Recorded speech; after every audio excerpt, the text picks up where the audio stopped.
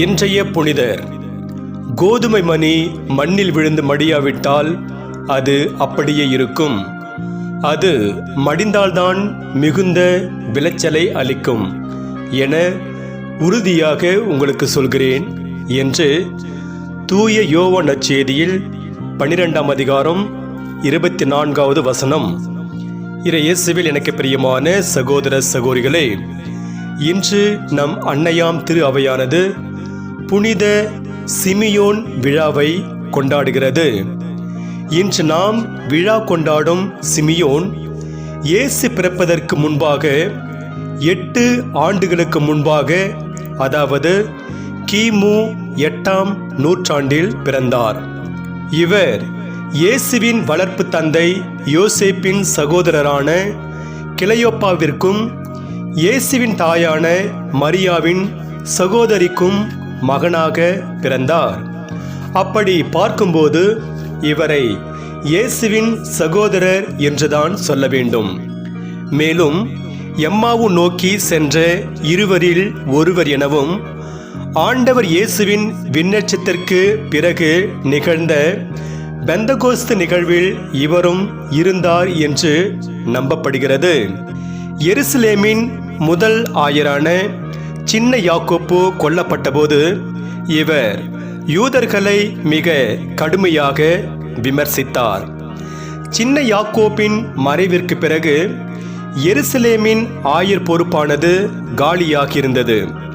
அத்தகைய சூழ்நிலையில் எருசலேமின் ஆயராக யாரை நியமிக்கலாம் என்று திருத்தூதர்கள் கலந்தாலோசித்த போது சிமியோனின் பெயரையே பரிந்துரைத்தார்கள். திருத்தூதர்கள் ஒருமனதாக சிமியோனை தேர்ந்தெடுத்து ஆயர் பதவியில் அமர்த்திய போது அவர் சிறப்பாக பணிகளை செய்து வந்தார். இதற்கிடையில் ரோமை அரசாங்கம் எருசலேமின் மீது படையெடுத்து வந்து அதனை அழித்தொழிக்க திட்டம் தீட்டியது. இச்செய்தி ஆயர் சிமியோனுக்கு முன்கூட்டியே தெரிய வந்தது. எனவே அவர் இறை மக்களை அழைத்து கொண்டு யோர்தான் ஆற்றுக்கு அப்பால் இருக்கின்ற பெல்லா என்ற பகுதியில் போய் தங்கினார். பிரச்சனைகளையெல்லாம் ஓய்ந்த பிறகு மீண்டுமாக அவர் இறை மக்களை அழைத்து கொண்டு வந்து எருசலேமில் குடிபெயர்ந்தார். சில காலம் எல்லாமும் அமைதியாக போய்கொண்டிருந்தது. டிரேஜனின் ஆட்சி காலத்தில் பிரச்சனைகள் மீண்டுமாக தலை தூக்க தொடங்கியது. அவன் தாவீதின் வழி வந்தவர்களை கொன்றொழிக்க திட்டம் தீட்டினான். அப்போது ஆயர் சிமியோன், நான் தாவீதின் வழி வந்தவர் மட்டும் கிடையாது, கிறிஸ்துவரும் கூட என்று மிக துணிச்சலாக சொன்னார்.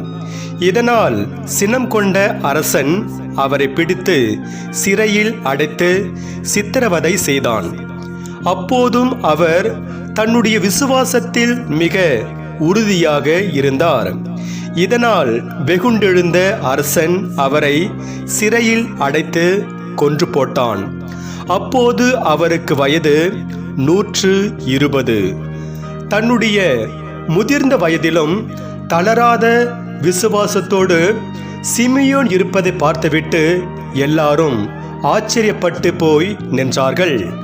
தூய சிமியோனின் விழாவை கொண்டாடும் நாம் அவரிடமிருந்து என்ன பாடத்தை கற்றுக்கொள்ளலாம் என சிந்தித்து பார்த்து நிறைவு செய்வோம்.